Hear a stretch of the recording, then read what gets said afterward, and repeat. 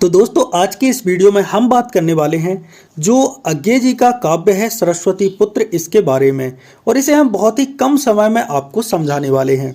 ये जो काव्य विधा है ये नई कविता की विधा है और इस काव्य में प्रतीकों का इस्तेमाल किया गया है और दार्शनिक कविता है। ठीक है, इतना आपको ध्यान में रखना है कि काव्य विधा कौन सी है। नई कविता की ये काव्य विधा है और इसमें प्रतीकों का इस्तेमाल किया गया है। अब हम जानते हैं इस कविता का सारांश। सरस्वती पुत्र अज्ञे की प्रसिद्ध कविता है जिसमें कवि ने एक ऐसे व्यक्ति की कल्पना की है जो ज्ञान, कला और साहित्य की देवी यानी कि सरस्वती का पुत्र है। यह पात्र संसार के निरपेक्ष ज्ञान और कला में डूबा हुआ है, यानी कि जो पात्र है वो संसार के निरपेक्ष ज्ञान, कला, इन तीनों चीज़ों में डूबा हुआ है। किसी भी भौतिक आकर्षण या लोभ से ऊपर उठ चुका है। ये जो पात्र है ये एक प्रकार से भौतिक आकर्षण और लोभ, माया, इन सभी से ऊपर उठ चुका है। वह संसार के सुख दुख, यश अपयश से परे, यानी कि उसे सुख दुख का, यश का, अपयश का, कीर्ति का, इसका कोई भी मतलब इससे अलग हो चुका है। ठीक है, परे केवल ज्ञान और सृजन में लीन है। यह कविता बताती है कि सच्चा साहित्यकार या कलाकार संसार की भीड़ में नहीं बल्कि एकांत और साधना में अपनी पहचान बनाता है।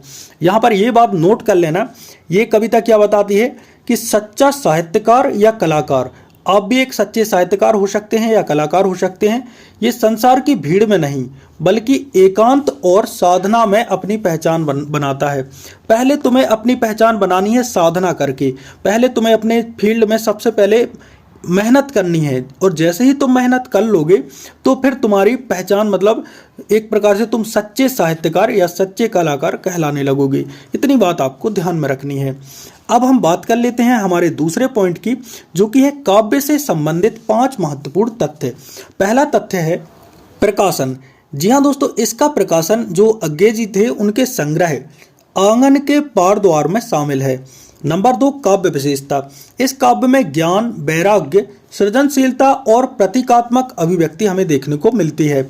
नंबर 3 अलंकार। इसमें कौन कौन से अलंकार हैं? तो रूपक है, प्रतीक है, उपमा है और बिंब, जो बिंब अलंकार है ये प्रमुख है। ठीक है, तो रूपक और प्रतीक इसमें प्रमुख अलंकार माने गए हैं। इस पूरी कविता में हमें प्रतीकों का इस्तेमाल देखने को मिलता है।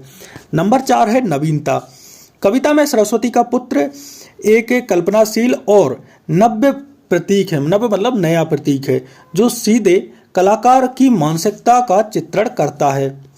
नंबर 5 संदेश। इस कविता का प्रमुख संदेश है कि सच्चा कलाकार विद्वान सांसारिक मोह माया से परे होता है। उसका लक्ष्य केवल सृजन और ज्ञान होता है। उसका लक्ष्य क्या होता है? सृजन करना और ज्ञान धारण करना। अब बात कर लेते हैं इसके प्रमुख प्रतीक या पात्रों की।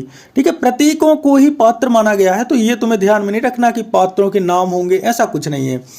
तो सरस्वती जो है वो ज्ञान, साहित्य और सृजन की देवी का प्रतीक है। सरस्वती पुत्र जो है वो कवि है या साहित्यकार है या कोई सच्चा कलाकार का प्रतीक माना गया है। यहाँ पर दुनिया की जो भीड़ है वो भौतिकता, लोभ, स्वार्थ, यश अपयश, यानी कि मेरा मान बढ़ेगा या नहीं बढ़ेगा, इसकी दौड़ का प्रतीक है। तो ये तीनों ही प्रमुख प्रतीक हैं और ये तीनों ही प्रमुख पात्र हैं, इन्हें आपको ध्यान में रखना है।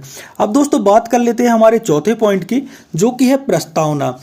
कविता की शुरुआत में कवि एक ऐसे व्यक्ति की कल्पना करता है जो ना किसी का पुत्र है, ना किसी समाज का हिस्सा है, बल्कि स्वयं सरस्वती का पुत्र है।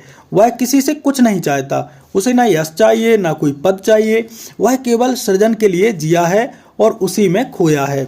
ये है मतलब कविता की मूल प्रस्तावना, यहीं से शुरुआत होती है कविता की। अब अंत में हम बात कर लेते हैं कविता के मुख्य भाग की। तो ये भी आपको ध्यान में रखना है कि कवि कहता है कि सरस्वती पुत्र अपनी धुन में मस्त रहता है। जो सरस्वती का पुत्र है वह संसार की भीड़ में नहीं जाता, न किसी पुरस्कार की चाह रखता है। उसके लिए कविता, कला और ज्ञान ही सब कुछ है। वह किसी से प्रतिस्पर्धा नहीं करता कि मैं इससे छोटा हूँ या बड़ा हूँ, मेरी इससे कम मतलब कीर्ति है, इसकी मेरे से ज़्यादा कीर्ति है, इसमें मतलब वो किसी से प्रतिस्पर्धा नहीं करता। उसका आत्मविश्वास और वैराग्य ही उसकी सबसे बड़ी पहचान है। अब बात कर लेते हैं कविता के निष्कर्ष की। कविता का निष्कर्ष यही है कि सच्चा कवि या कलाकार समाज की वाहवाही या पुरस्कार का भूखा नहीं होता है।